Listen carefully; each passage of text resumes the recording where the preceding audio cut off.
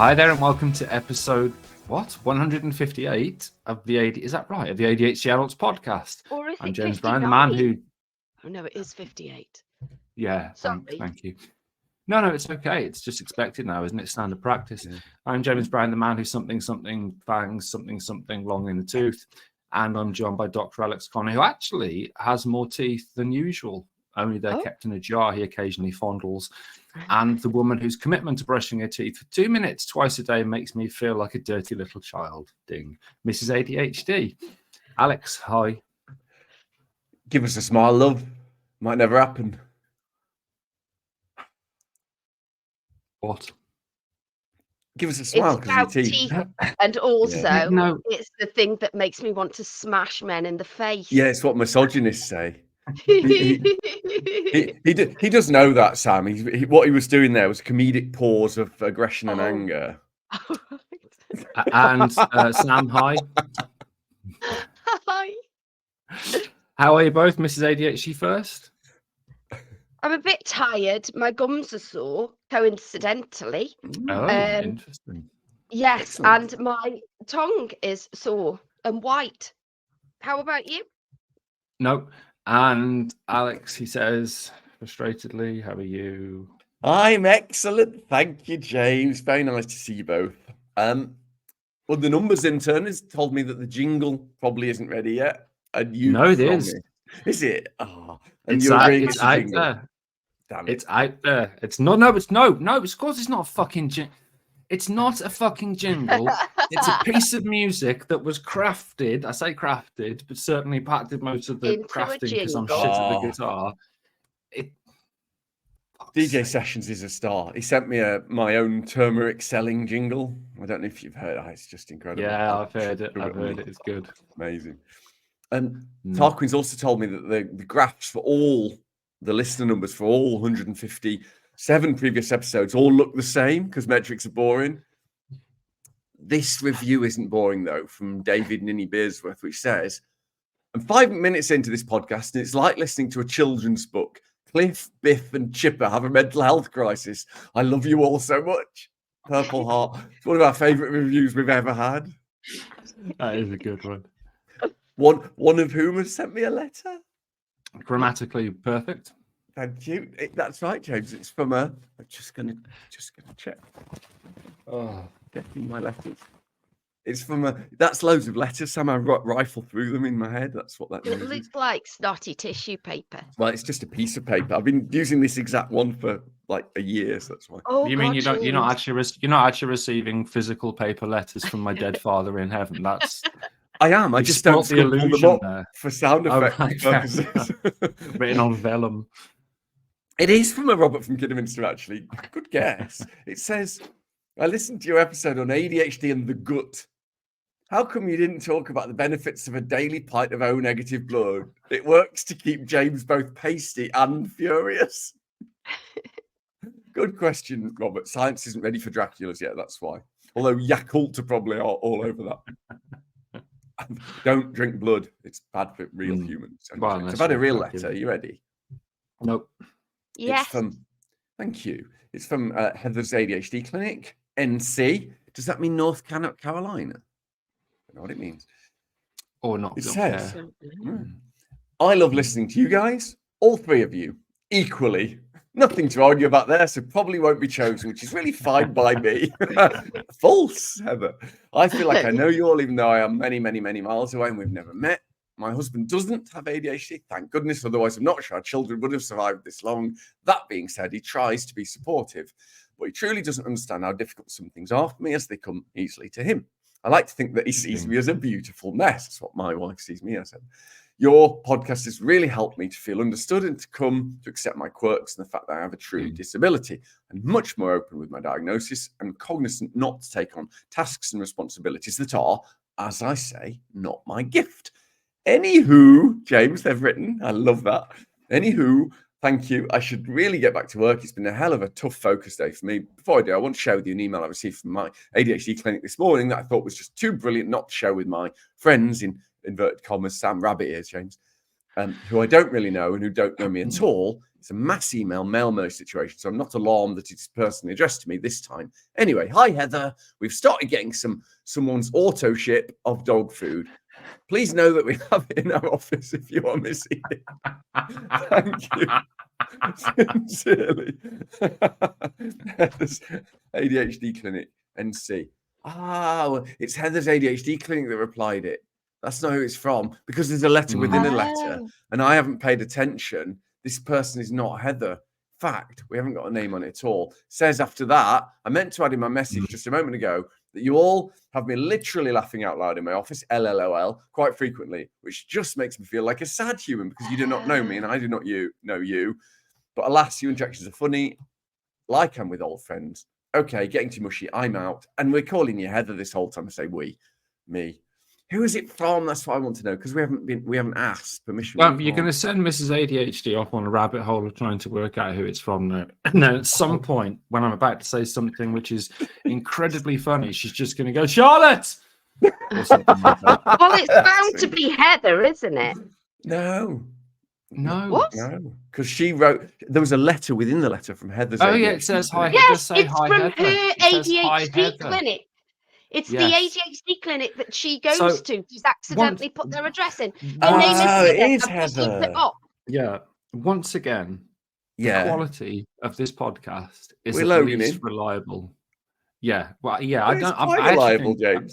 I actually think we've got to the point where Gabby can't even imagine being as professional as we are. And she's probably given up podcasting, I imagine, at this point. I think so too. Thanks, Heather, who also owns an ADHD clinic. It's baffling, but we'll get through it. As usual, Tarquin, the Jingles intern, has given me some information about another city we have listeners in. It's the beautiful Norwich in Norfolk, where we have at least 61 listeners, probably, according to Tarquin's research. I mean, he's a bit busy buying gold with Sam's dad. Apparently, the Norwich City Council once passed a motion to change the value of pi, so it was just rounded down to exactly 3. It just made engineering calculations a lot easier for all the local students. It was fine, because maths doesn't really matter. Thanks. I wish that, I mean, that would make a lot of sense. Yeah. Really. It No, would make it things a lot It easier. wouldn't work. It'd be fine, I'm sure, probably. Incorrect. Anyway, as usual, this LinkedIn post enthusiastically says, work hard, play hard, written by someone for whom neither has ever happened of a podcast, is a tragedy in 3 parts. We choose a theme. Last time round, it was about ADHD and the gut. And this week, we're going to be discussing ADHD and oral ding health. The 3 parts include the anything Melissa McCarthy has done since the film Spy of Evidence, Alex the Psycho, Education Monkey. Hello. Talking about the theme. Then in part 2, in the new format, we give our personal reflections and dirty tips on oral hygiene. And then we'll answer questions sent in the final sections, which we're imaginatively calling your questions or something. I don't know. So, Alex, I actually couldn't remember this. You used to have a mantra that included dog food and teeth or something because I didn't really listen. Take us to teeth school. Teeth and hair. Still do. It's not a mantra. It's just a coping strategy. Melissa McCarthy, the one from Gilmore Girls. That was a weird program. She's So- I mean, Tammy that's the Wynette. worst example. That's the worst example. No, she was in a film called Tammy. Her name's not Tammy Wynette. It just, oh God. Like Tammy Wynette. Right. Oral, anyone? Or dental hygiene is crucial for maintaining overall health and well-being, even impacting not just oral health, but also contributing to the prevention of other diseases. And dentists often pick up other diseases by the effects on their oral health. Firstly, good dental hygiene keeps your teeth healthy. Are you still with us there, James? That means healthy nom-noms. Good nom-noms. Is it because people are so close to their faces? No, dentists don't catch diseases. They identify other issues in the body when they're looking in someone's mouth. Yeah, Okay, they're not sorry, catching them carry going, on. oh, I've got gout. You must have gout. Yeah, That's not. that's what I thought. No, Okay, that's sorry. not how gout works. I didn't say it was. By removing plaque, dental hygiene practices prevent tooth decay and cavities, holes, James, helping to ensure you keep your teeth well, so you can eat and speak properly. It also helps in preventing gum disease, Sam, which can lead to tooth loss and has been linked to more serious conditions like heart disease. there are some studies showing that bacteria linked to the bacteria that infect the gums, and that's what causes gingivitis or one of those gum diseases. They can travel to other blood vessels in the body and cause the inflammation of those vessels and even tiny blood clots, possibly heart attacks, strokes. It's really important to keep your teeth healthy, and that's difficult for us. We'll wait, Sam. We'll wait. Don't worry. Is You've had a good week. real? I thought it was made up. Do people in general have good dental hygiene then? Did you just say is gingivitis real? She's thinking of halitosis. She's thinking of halitosis. She's thinking of halitosis. I am, yes, that's right. Do people in general have good dental hygiene then? Well, halitosis, James, isn't made up. It's not the Netherlands. It was made up for Listerine. I thought Listerine invented it to sell mouthwash. This is a side quest now, said. but yeah, it was. God. It was invented by Listerine to sell mouthwash.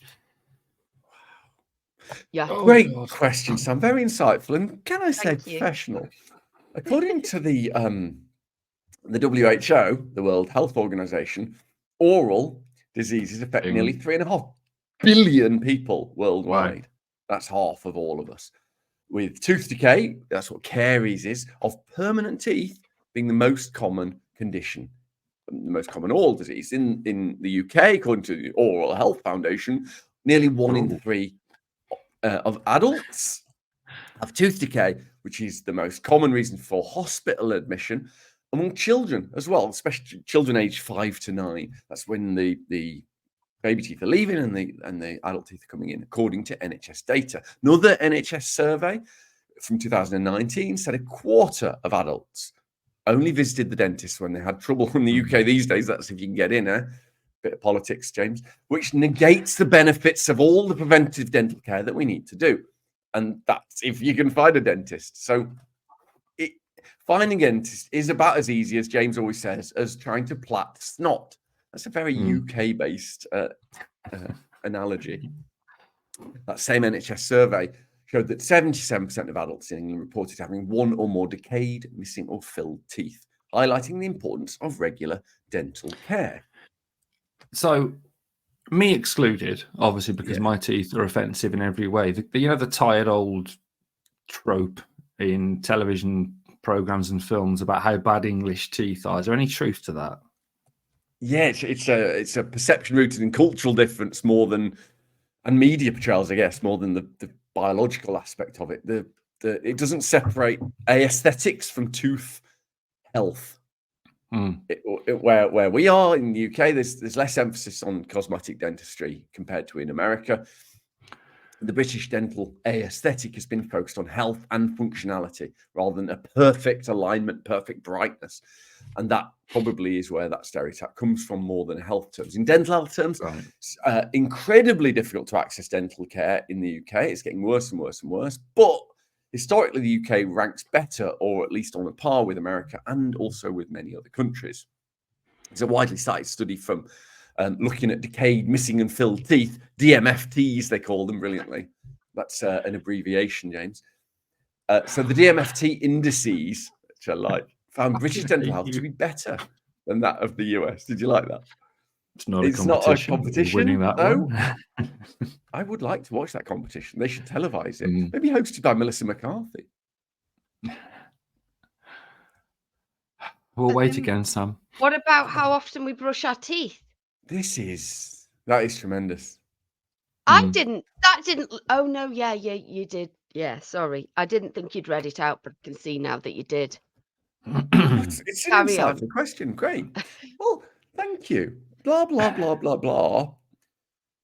So the general consensus, we all sort of have this cultural agreement that brushing twice a day is better than one, significantly better. It's important. But there is conflicting evidence and it's hard to find the truth. Some meta-analyses, remember they're the really good ones, have reported probably little difference between... so it should... Between, I wouldn't saw twice, but it says between nonce and or twice in the script for some reason. There is something about correcting James, who has literally has both ADHD and probably dyslexia, and I correct his grammar on a podcast aggressively. There is something I love about that he's going to get me cancelled. Is it because you do it? Because I objectively do it That's every what you time. love Yeah, about it. between nonce and yeah, no, I love it when you do it. So either way, it doesn't ding either way. I never do it. Also ding. There's also a Danish paper that suggested there's a slight bit of gum disease that can be increased by overbrushing. So twice a day with electric toothbrushes might be actually bordering on too much. But I can't find the freaking paper. It's not just about brushing. So your diet affects things. I got a bit upset at the thought of all those horrible, when they put a tooth in Coke and it's just a bullshit experiment that's got nothing to do with tooth health. It annoys me. Anyway, the use of fluoride is important in a positive way. Flossing and regular dental checkups are all involved and play significant roles in maintaining dental health. Oh, you meant Coca-Cola, not cocaine. Yeah. And for once, you've actually not fucking scuppered my bit. So what about the thing? Well, James, unsurprisingly, and can you just be a little bit patient, please? The evidence is about as strong as James's teeth if he hasn't fed on a blood of a virgin for a few weeks. Most of the research, I'm enjoying this today. Yesterday, I did an impression of Kirsty Murphy, which was the worst Scottish impression anyone's ever done. So most of the research that we've got focuses on children with ADHD, all we can do is extrapolate from that with this, what is a painfully boring list klaxon. Children and adolescents with ADHD have worse oral health conditions, and they need more attention from dentists and other professionals responsible for their diet and for keeping their teeth and mouth healthy. Children with ADHD have increased risk of tooth decay, caries, remember, of traumatic dental injuries, and probably have poorer oral hygiene than children without ADHD. There's a systematic review suggesting that. Children with ADHD have higher DMFT scores, James, decayed, missing and filled teeth. Tan children with ADHD, without ADHD, presumably going heavy on the errors today. I really am, yeah. Children with ADHD were almost 0.4 times, which is an uncomfortable way of describing a statistic, 0.4 times less likely than non-ADHD children to brush their teeth at least once a day, and up to 10 times more likely to eat the kind of sugary, starchy foods called karyogenic, because it means the genesis or creation of caries or tooth decay, karyogenic things. Anything that can stick on your teeth and stay there and provide an environment for bacteria to live and eat away. Hard, chewy sweets or candies, if you're that way inclined. Sam, is there any research in adults? Timing. There is Sam. Thank you. Well, candies. No, why would you? We're not American here. I want people listening to this to know there isn't like a delay. When's your apropos of nothing, but you know how autism is a social communication challenge. When's your assessment? 29th of April. I'm quite excited for it. I think I'm really hoping I don't learn too much about myself when you share this. There is Sam, well asked. Yet again, flawless. Adults with ADHD may show a reduced oral health-related quality of life. So the WHO, not the band, James, define that as multidimensional construct that reflects, amongst other things, people's comfort when eating, sleeping, engaging in social interaction, self-esteem, satisfaction with respect to oral health, all those kinds of things. It's really important. Higher levels of dental plaque in ADHD adults, as well as high levels of dental anxiety, poorer self-related oral health. We also have a high level prevalence of bruxism and risk of increased dental trauma due to accidents. And that is James, what is that? What is bruxism? I've got that. Oh, when you're grinding your teeth. I have to have Botox in my jaw because of it. If only we did a personal reflections bit where you could share that. That face, that horrible, I live for that because I am a monster in real life. I accidentally let the real me show then, didn't I? Damn it. Mm-hmm. and risk of increased dental trauma due to accidents, just like with children with ADHD. ADHD adults are more likely to smoke, which can lead to all those horrible things: tooth staining, gum disease, tooth loss because of capillary loss, and in more severe cases, even mouth cancer. Some of this is obvious, but why is toothbrushing itself possibly an issue?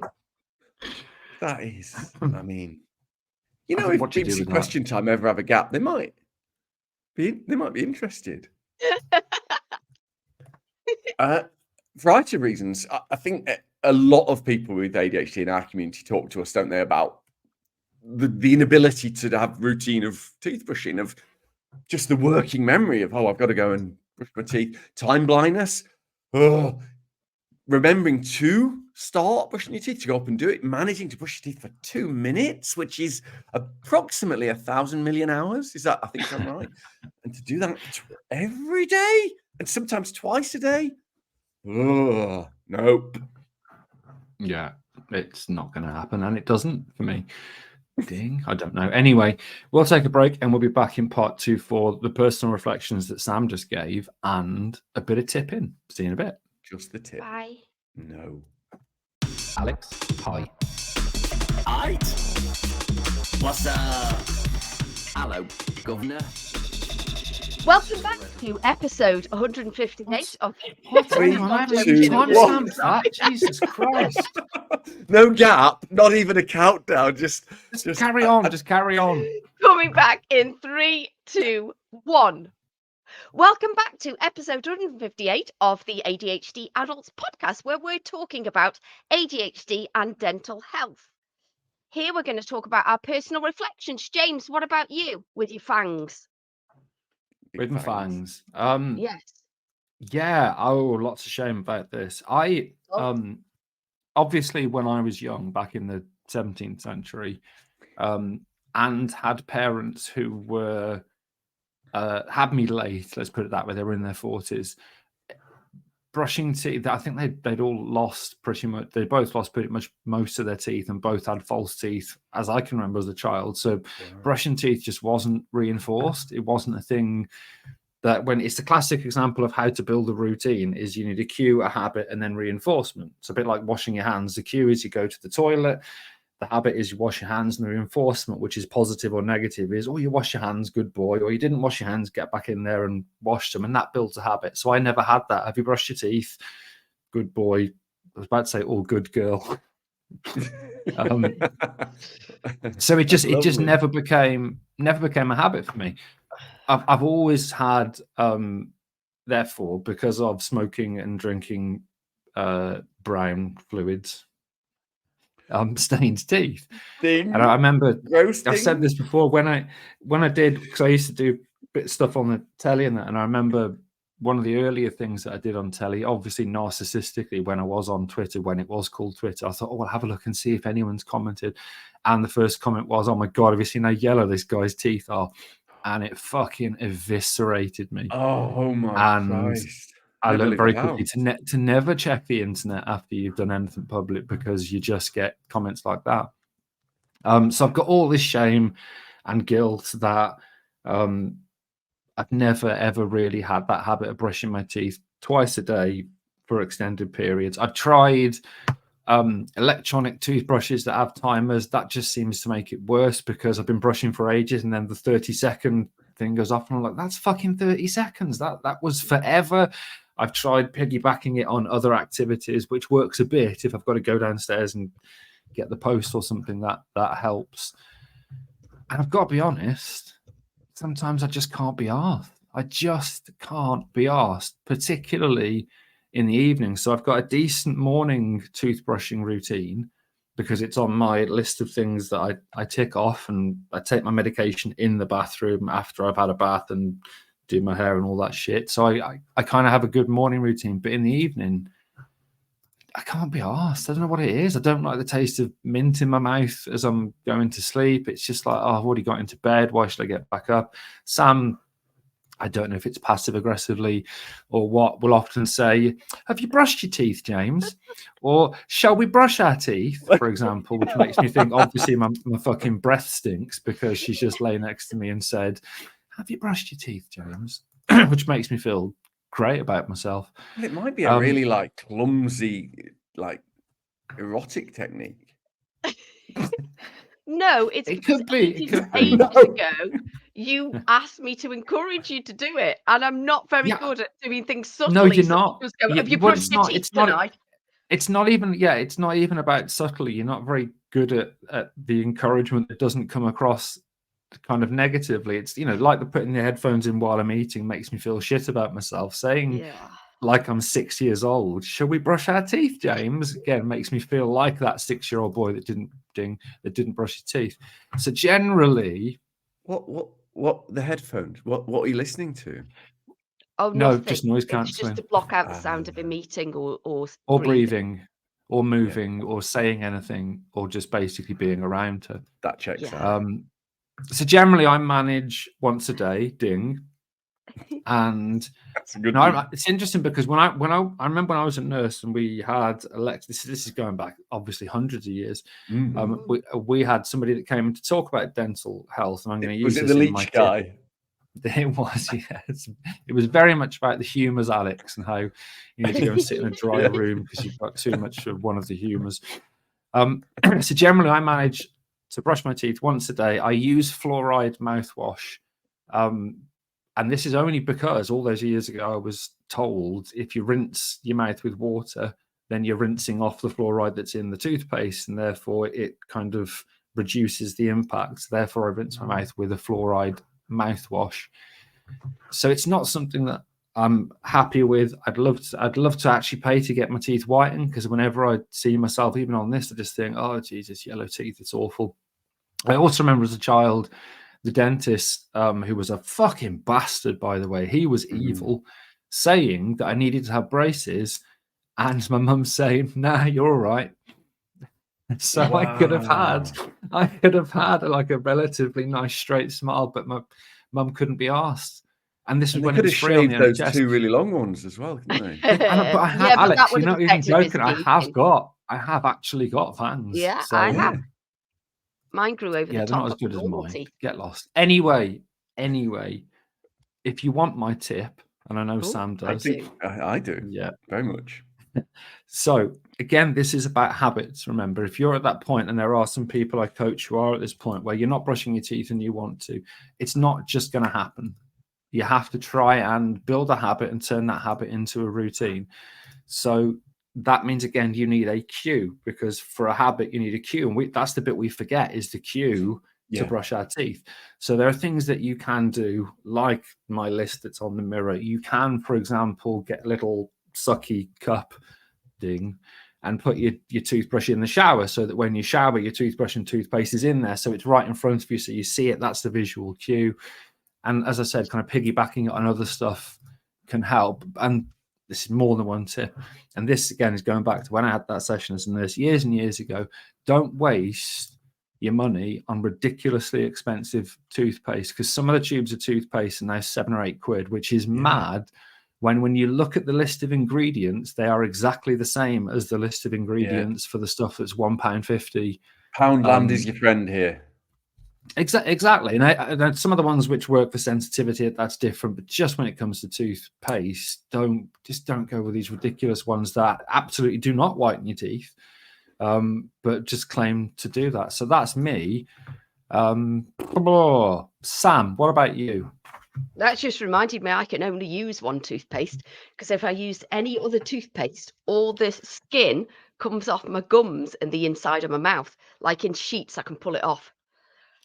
And it's a nightmare, because when I go on holiday, they don't do miniatures of this particular toothpaste. So when I'm on holiday, I'm just every morning just pulling the skin off my gums. It's lovely. Maybe that shows it's working. That is not what happens. That is No, not I'm medically really, accurate. really sensitive to toothpaste. Yeah. Really sensitive. It hurts my Wow. mouth and takes layers of skin off, apart from this one particular toothpaste.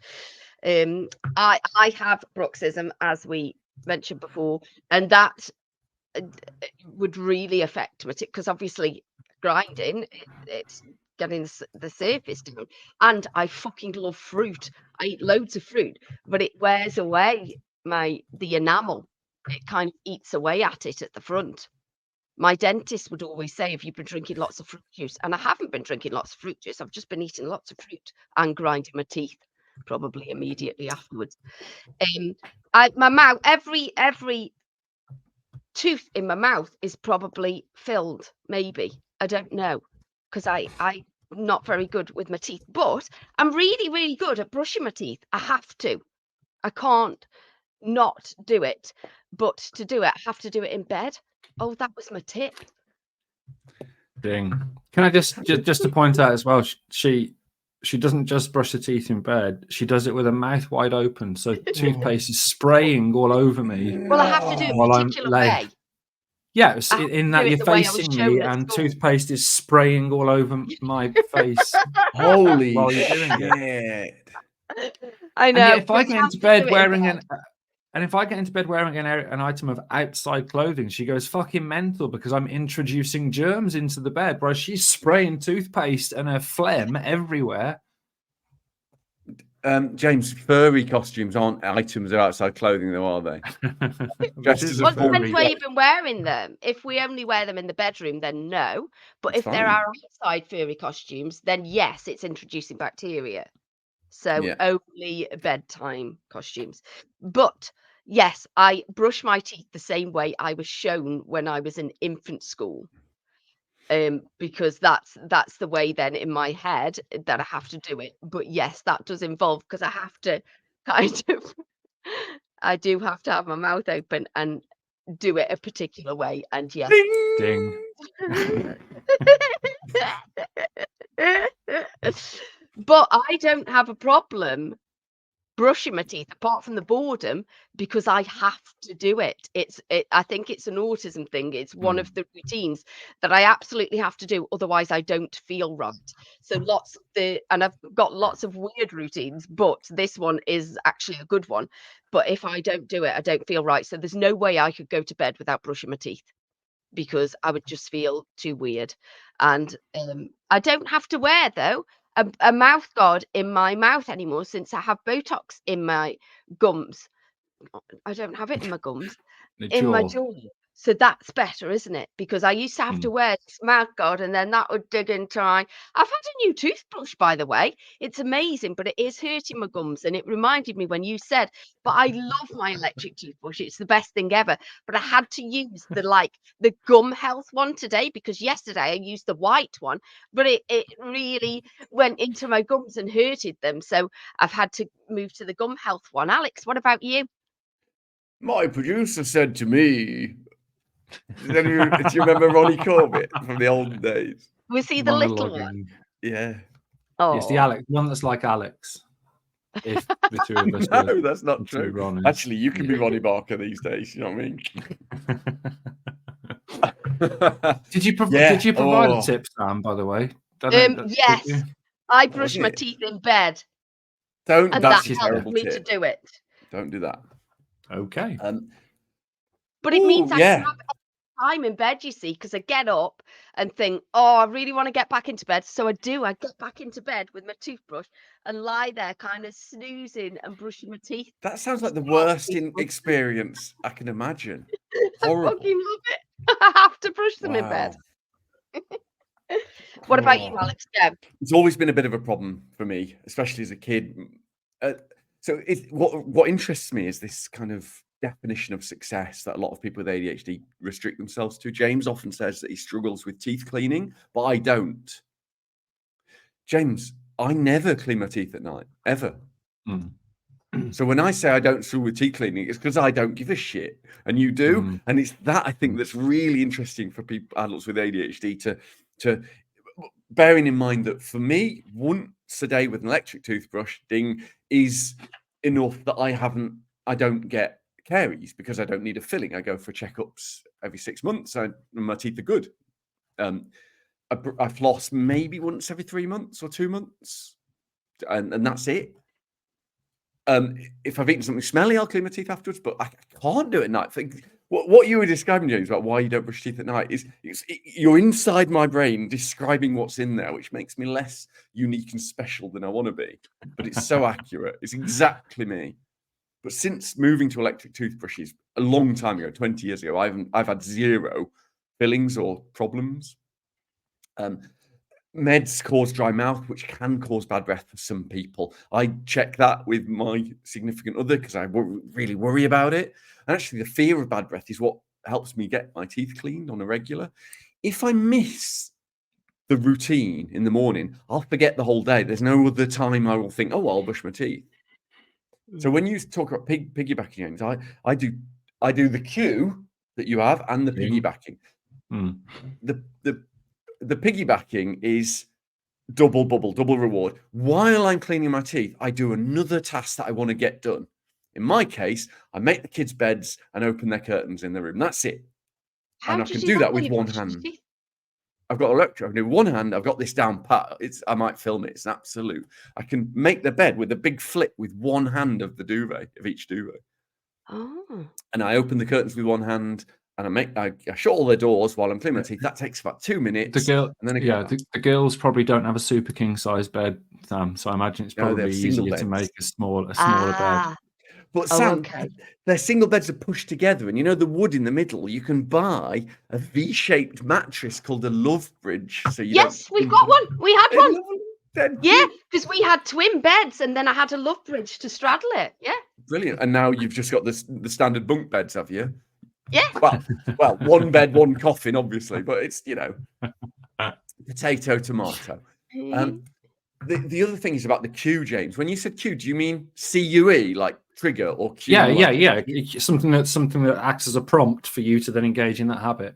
So brilliantly, my cue is to have it in a queue. So my CUE is to have it in a QUEUE. I make sure that the brushing the teeth is at the same time every day, which doesn't work for everybody. But it's also after and before something I always do as well. And that really, really helps me remember to do. It's just something I do now with other things. If I did the other thing, I would be thinking, I haven't done that. And same with taking the medicine. So that's my tip, really, is double bubble. Find something else you would like to do that takes about 2 minutes at the same time. So one-handed, ding, ding, ding. And to queue up your toothbrushing and put it in a queue of other things. So dog food, teeth, and hair is a really good example. I do it in that order every day. Sorting.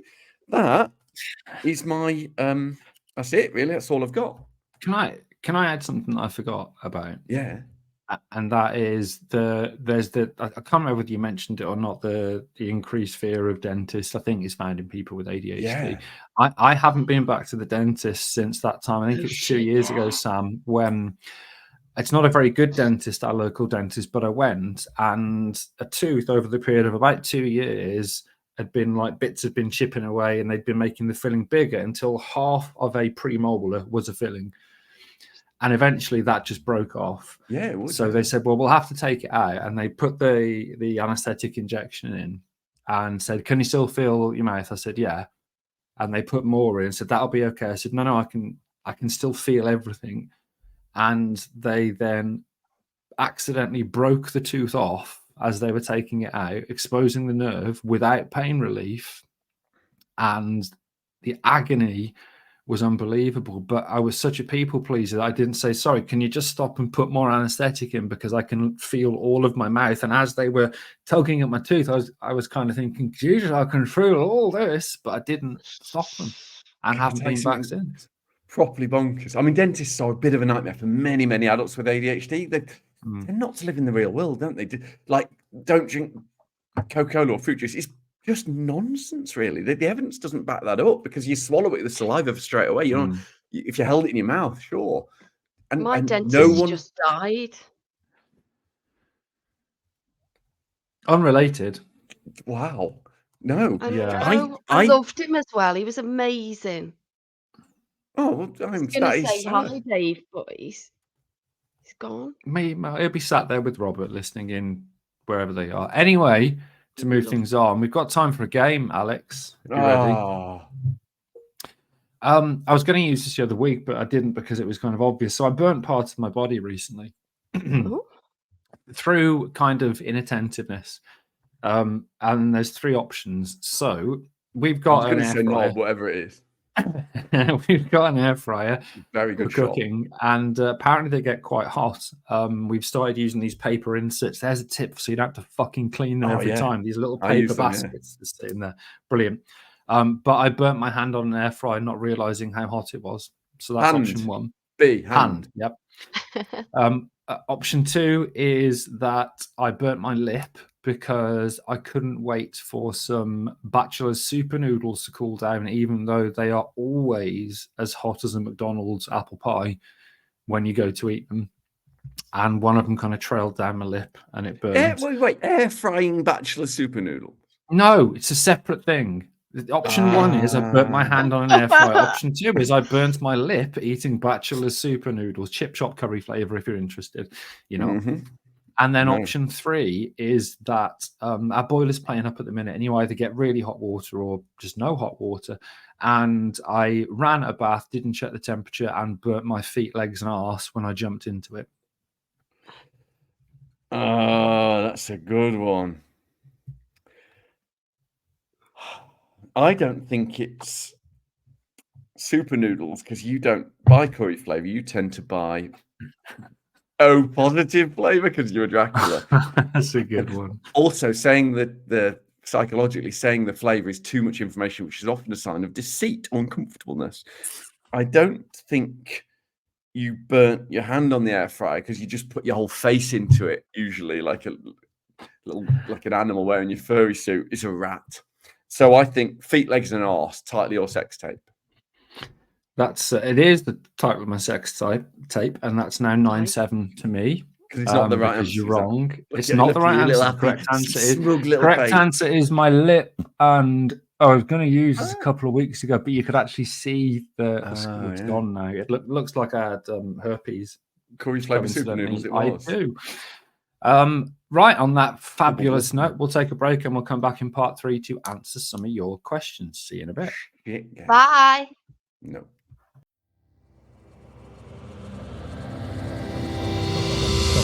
Right, can we actually record the fucking podcast we're meant to be recording, do you think? Yes.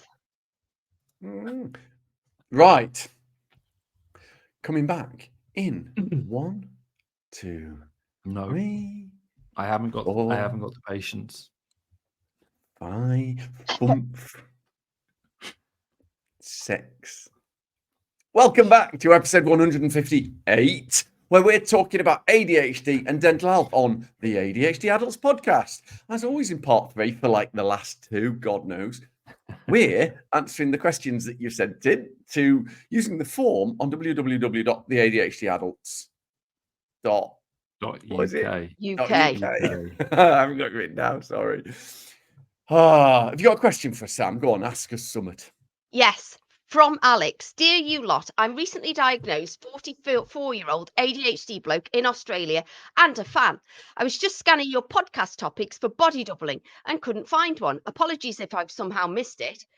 Of all the weird Sorry, I'm just completely derailed by this because I keep thinking I should have put this in topic suggestions, not question. Oh no, there is a question.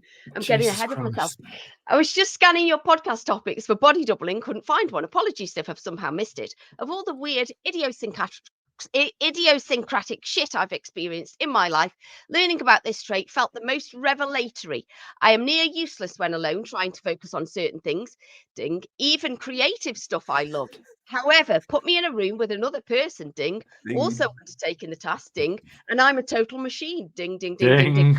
Even if we don't say a word to each other, ding. What the fuck is going on here? Can you please explain why / how this happens, neurologically speaking?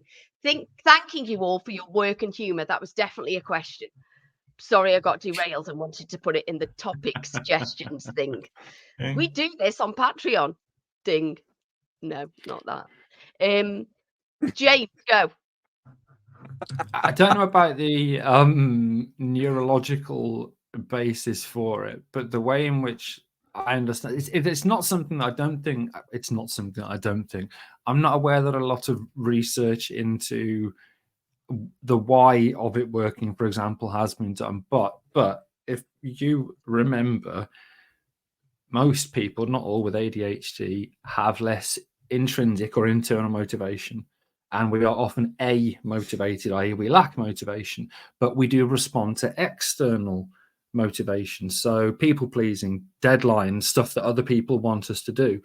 And I think it's probably that it is adding an element of external accountability and motivation, because there's someone there, even if you don't really know them, for example, even if it's not in the same room, but there's somebody there who if in a body doubling session, you at the start say, right, I'm going to do these things, or I'm going to aim to tackle this task now, you've got to kind of report back to them and say whether you did or not. So I think it's probably, and I fucking hate the word hacking when it comes to ADHD, but it's probably hacking people pleasing and the way in which we work to external accountability. But I'm not happy to be corrected. I'm willing to be corrected by Alex. Well, there's nothing I would like more than to correct you, but it can't. You're absolutely right. We've sort of internalized as a society this bullshit idea that external validation is bad. But we're not fucking cats. It's good to be. So there's hormones. Oh, God. Oh, Okay. no. And if that's wrong, then I'm guilty. No, we're gregarious predatory species. That's what we are. You are. Neurologically, we have hormones that trigger synapses. So oxytocin, the bonding hormone, that dopamine, obviously, not other neurotransmitters are available.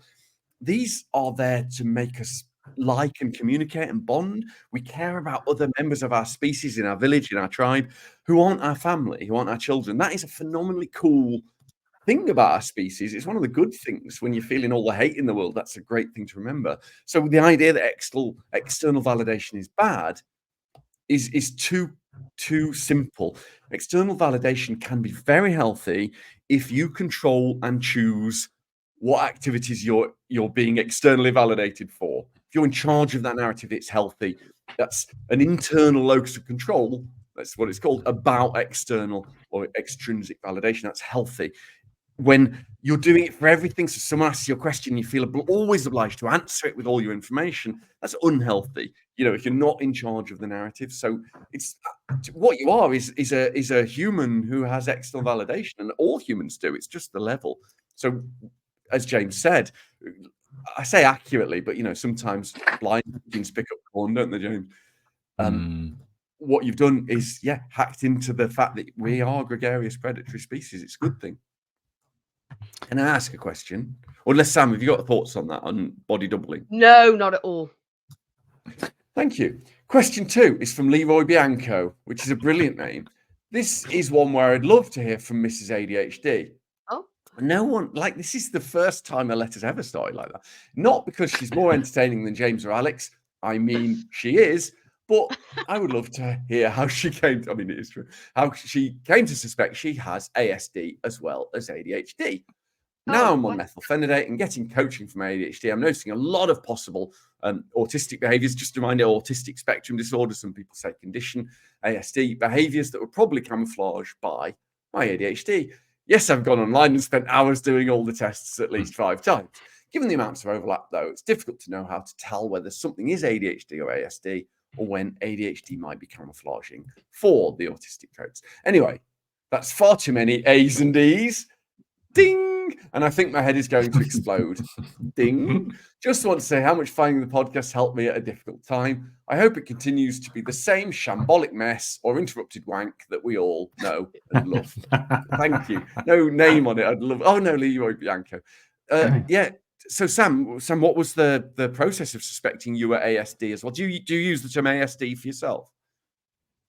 Autistic, ASD. I normally say autistic, but ASD is fine. ASC is fine, whatever. I first came to suspect it because people kept writing in and telling me that I was. Wow. Yeah. How is your mum? Loads of people kept writing in and saying, "Oh my God, you're just like me. You're autistic and you have ADHD as well." And I was like, "No, I've just got ADHD." But people kept insisting. So then I came to you and James and said, "People keep saying I'm autistic. What do you think?" And you both went, "Oh, finally." You've realised. And James got me to do the AQ50. And Yeah. I scored 43 out of 50. And Out he of said, 42. out of 50. And he said, yeah, I think that's more, because obviously lots of us with ADHD have autistic traits. Yeah, I There's do, famously, lots definitely. of crossovers between, and there's lots of crossovers as well as having autistic traits. So it could have just been that. But yeah, when I did the AQ50 and scored 43, we realised that I was probably autistic. And I have had my appointment through. I could choose it. So I spent ages trying to choose it because I wanted to be really quick choosing it. But at the same time, I wanted to choose somebody that was really good. So I had to quickly read through all of the reviews. So I was looking through really quickly and trying to look for anybody that mentioned that they were a woman and they'd been diagnosed, or they had ADHD and then they were diagnosed with autism. And I found somebody and I've booked myself in on the 29th of April. And yeah. It's really wonderful. Can I make just a boring comment? If you are out there and you're doing the AQ50 on your own online, then it can be a little bit unreliable without mental health support. Sam has James, who really knows about this stuff, and Sam also knows loads about mental health. And so it's not, it's if it's coming out negative, but you feel that that's wrong, then it might be, and you might need mental health support. That's all. It's not designed like the ADHD one. It's kind of designed to do on your own, but the AQ50 isn't. Unless you've got a bit of support behind you for the autism assessment. So just don't feel panicky if it's coming out negative and you don't agree with it. It could just be that the questions aren't as clear as they probably should. Yeah, the questions aren't as clear. No. From the perspective of somebody that is forced to live with Mrs. ADHD, what I think is interesting is she has both unmasked, and therefore, and I'm really happy that she has, and she feels comfortable enough to display her uniqueness in its full glory. But also, now we look back at our history, how the fuck we didn't know is amazing, because it's just so obvious. But again, it comes down to that fact that we didn't know really what autism was, in the same way as, if you go back long enough, we didn't know what ADHD was. And when you actually learn how it presents differently in different people, particularly the issues around communication and social norms, it's just so glaringly obvious. Yeah, and I probably should say as well, I've just realised that they're probably asking what, because it can be difficult sometimes when you've got, and it took me a long time to work out, well, what is ADHD and what is autism, and because I kept coming to James and saying, well, I don't think I've got ADHD, I think I'm just autistic, because they're basically both the same. And James was saying, no, you've definitely got ADHD as well. You're very hyperactive, and there's like certain things about me that wouldn't just be. It was really hard for me to differentiate between the two of them. But I think for my ASD, I have lots and lots of sensory issues, which I know people can have when they have ADHD. I also do have restrictive routines and things that I have to do in a specific way, even though it doesn't necessarily make sense or isn't the best way, but I have to do it in that way. Otherwise, I don't feel right. So there was that, but also change. I really don't respond well to change. That is a major thing for me, and I can't kind of switch. If I think that the day is going to happen a certain way and something unexpected happens, that can completely destroy me to the point that I can't do anything. This is so critical. Let's just dead quickly, that transition from one thing to another. People with ADHD often have the executive function where they want to transition into another task but can't practically, and their brain won't. That isn't this, is it? You're not describing that. You also have that's the ADHD side of it. But you're talking about the emotional feelings and comfortableness of transitions, which I don't have. I have to now go into Sam's office, because obviously that's where she spends all her time, and go change alarm. There's a chance this might be happening later, so I'm just going to leave you to sit with that for a bit before I come back. Emotionally, because what James would do is he'd come in really excitedly and go, right, okay, instead of doing this, we're going to do this, and really excited, and then would just leave me, and I would crumble and could not function. So it was just the fact that I can't even explain it. just the response if anything unexpected happens, even if it's the best thing ever that happens. It might be a surprise that somebody's bought me or somebody has turned up to see me. I cannot cope with that, and I can't explain why. It's just everything feels wrong and awful. Sam, in the pattern recognition part of the brain behind the eye, Yeah. if you've got a pattern like what's going to happen, if something breaks that and you haven't decided to, it goes directly to the fight or flight response, the fear and anger response. And that's stronger, they think, in people who are autistic than, well, it happens to everybody, but it's a stronger emotional response. Yeah. And so it's fundamentally probably and on a smaller level, it'll happen if I want to tell a story that's really boring along, but James has already heard it 5 times, and he says to me, listen, Sam, I've already heard this and I can't listen to it again. And I'm going, I absolutely have to finish this story. And he's going, I can't, Sam, I can't. You've told me 5 times. And I'm going, I've got to. I'm not going to feel right unless I finish it. And he's going, oh God, no. I can't. Can't you tell the cat? It's really She probably important. does. The cat's legged it. But yeah, I could go on about this for ages. There are loads of things. And actually, when you start falling into the ASD hole, you'll see it. But also the other thing I want to mention is there are lots of people that report that their ASD symptoms do get worse once they start getting treated for ADHD. I don't think that's the case for me, but lots of people do report it. So you mentioned that you're now on methylphenidate, and yes, it might get worse for some people. For some people, they report that it literally gets worse. For other people, and some people it gets better. Does it? I haven't heard that. For some people, it can improve. And actually, in some places, you're prescribed ADHD meds for autism because some people, it can improve. Like, obviously, people with autism have struggles with executive function as well. It can improve that. And so, it's different. We're all different, basically. Minefield, Leroy Bianco. Great question. Yes. James. Shall I go next then? Yeah, thank you. So this is from Saureen on Discord. I've been diagnosed for over a year and medicated for half of that. Lately, I've noticed and feel my time blindness is getting worse. Single rabbit ears. Rabbit ear? No.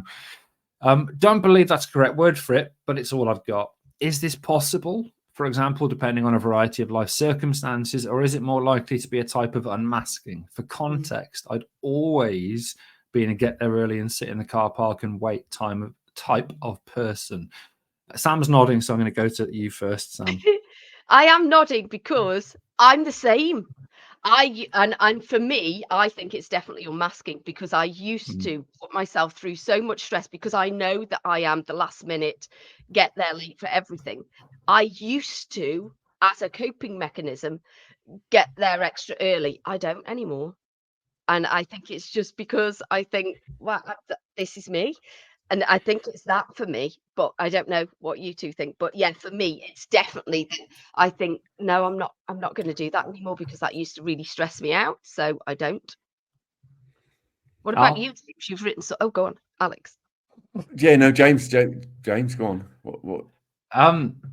Yeah. So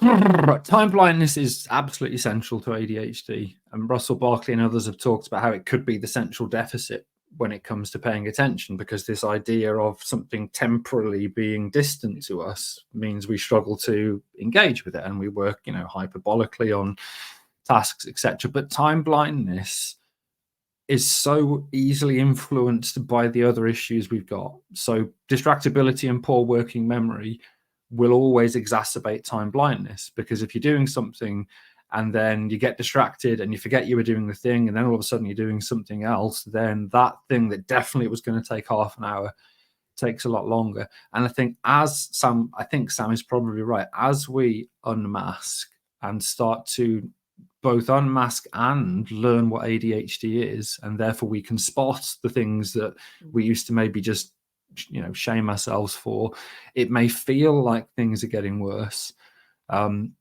But it might just be that you're more aware of things. But obviously, we're all different, and it does depend from person to person. That's what I'd say. What about you, Balloon Head? Yeah, well, so how do you describe time blindness, James? Because it's not actually one thing. It's not a thing, is it? What does it include? It's three things. So it includes issues with time estimation. So that's the ability to estimate how long it takes to do something. Issues with time reproduction. So that's ability to do something you've done before in the same amount of time as you did it previously. The perception of time passing and the ability to view the future as a linear, if you like, extension of now. So time being this thing that goes forward. And it's thought that a lot of the lack of self-care and low self-esteem is due to that inability to see that there are future consequences of our actions because we don't view time in the same way. Wow. Yeah, all of those. Yeah, all of them. Mine haven't got worse or better. What I will say is that this, what Saureen, I love Saureen, do you? I know. On Discord has said is about it's about the variations. If you get periods, if you're on perimenopause, menopause, if you're struggling with sleep, if you're using any substances, just tired or anxious or something, all of that can exacerbate all ADHD symptoms, including this one. So they can just vary for biological or personal anxiety reasons. But mine haven't at all. But I think that's I'm a lot steadier. So I think it's connected to me making healthier choices and being lucky enough not to have periods. That's a big part of it. Everybody doesn't choose that, Sam. I did this thinking about this one, that when you were saying about the estimating how much time it takes to do tasks, I started this. Those that watch ADHD tasks will know this already, so sorry, but I started this kind of scheduling project where I've written down everything that I have to do outside of work, and then I've worked out how long it will take me to do each task and how often I need to do it, and then plotted it out and realized even if I gave up my full-time job and never slept, I don't have enough time to do all of the things I do outside of work. But then as well, going through it, as I'm going through and trying to schedule these in, I'm realizing the times that I've estimated for things are just not anywhere near the amount of time that it takes me to do things. And I have absolutely no idea. I think that'll take me 10 minutes easily. 3 hours later, I'm like, I'm still writing the same email. It's mental how long it takes me to do things. Insane. Yeah. Sorry. Well, that was episode 158 of the ADHD Adults Podcast, where we talked about something ADHD, teeth, oral ding, dental health, etc. If you enjoyed this episode, not sure why, you can listen to more. Maybe, why not? Possibly. You can get in touch via the website, you can buy stuff, you can leave comments, etc. www.theadhdadults.uk, etc. See you soon. Bye-bye.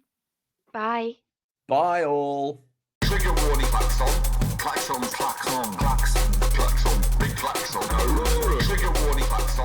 Klaxon, klaxon, klaxon, klaxon. I was going to work the other day, and well, just as I was about to set off for work, I realized that my boot needed gluing. I'd glued it before, but it just hadn't glued properly. So I glued it just before, I glued it just before I got in the car, but then I couldn't wear it because I needed to put something heavy on it to let the glue set. So I put my heavy bag on top of my boot and then wore a bright orange trainer and one black boot, and then got in the car, drove to work, picked up my rucksack, walked into work, looked down at my feet and thought, I'm wearing one bright orange trainer and one black boot, which actually reminds me, the day that my boss died, my other boss, who's now my boss, but because obviously the one died, unfortunately, it was awful, I'm sorry, but Anthony then my other boss told me that my boss was dead, and then he went, and by the way, Sam, you're wearing completely odd shoes on your feet. One of them is black and round-toed, and the other is grey and pointy-toed. And I went, brilliant, thanks ever so much. I hadn't noticed that, and now I'm going to be really self-conscious of this all day because you've told me.